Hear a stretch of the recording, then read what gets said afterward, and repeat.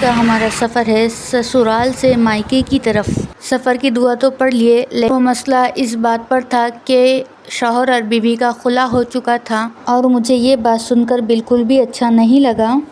اسلام میں عورتوں کے بارے میں اتنا خوبصورت فرمایا کہ اگر عورت بیٹی ہے تو تمہاری عزت ہے، بیوی ہے تو تمہاری زندگی کی ساتھی ہے، اور اگر ماں ہے۔ ازواجی زندگی کا بنیادی اصول یہی ہے کہ دل جڑے رہیں گے تو گھر آباد رہیں گے۔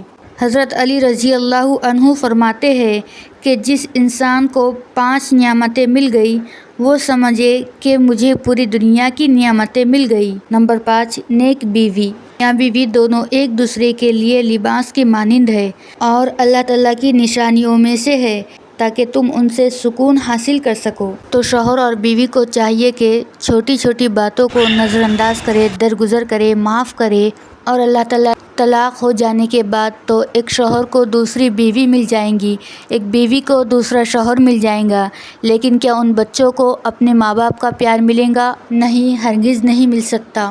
السلام علیکم، welcome to my YouTube channel. کیسے ہیں آپ سب؟ امید ہے کہ آپ سب خیر و عافیت سے ہوں گے۔ اللہ تعالیٰ ہم سب کو اپنے حفظ و امان میں رکھے۔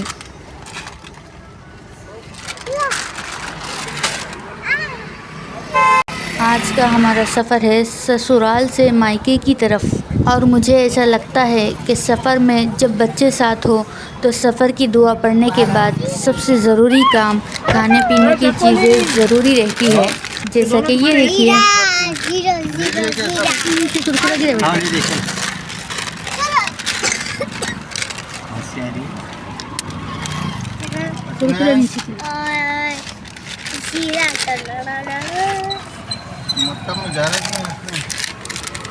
حسنین مکتب کا بولو حسنین کو، حسنین بوڑھا وہاں جانے کا اقصا مجھے ڈالنے کا ہے۔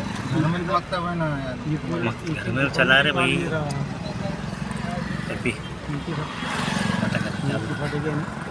اور یہاں پر حسنین کے مکتب کے جانے کی بات چل رہی ہے جو حسنین کو بالکل اچھی نہیں لگ رہی۔ تو چلیے سفر کی دعا پڑھتے ہیں۔ سبحان الذی سخر لنا ھذا وما کنا لہ مقرنین وان الی ربنا لمنقلبون۔ سفر کی دعا تو پڑھ لیے، لیکن میں نے آج ایک مسئلہ سنی اور وہ مسئلہ سن کر مجھے بالکل بھی اچھا نہیں لگا، اور وہ مسئلہ اس بات پر تھا کہ شوہر اور بیوی کا خلا ہو چکا تھا اور مجھے یہ بات سن کر بالکل بھی اچھا نہیں لگا۔ اسلام میں عورتوں کے بارے میں اتنا خوبصورت فرمایا کہ اگر عورت بیٹی ہے تو تمہاری عزت ہے، بہن ہے تو تمہارا ناموس ہے، اور اگر بیوی ہے تو تمہاری زندگی کی ساتھی ہے، اور اگر ماں ہے تو اس کے قدموں میں تمہارے لیے جنت ہے۔ جب اینٹیں جڑتی ہیں تو مکان بن جاتا ہے، اور جب دل جڑتے ہیں تو گھر آباد ہو جاتے ہیں۔ ازواجی زندگی کا بنیادی اصول یہی ہے کہ دل ملے رہے، دل جڑے رہیں گے تو گھر آباد رہیں گے۔ حضرت علی رضی اللہ عنہ فرماتے ہیں کہ جس انسان کو 5 نعمتیں مل گئی وہ سمجھے کہ مجھے پوری دنیا کی نعمتیں مل گئی۔ نمبر 1، شکر کرنے والی زبان۔ نمبر 2، ذکر کرنے والا دل۔ نمبر 3، مشقت اٹھانے والا بدن۔ نمبر 4، وطن کی روزی۔ نمبر 5، نیک بیوی۔ اللہ تعالیٰ قرآن مجید میں ارشاد فرماتے ہیں، پارہ نمبر 2، سورہ بقرہ، آیت نمبر 187، کہ میاں بیوی دونوں ایک دوسرے کے لیے لباس کے مانند ہے۔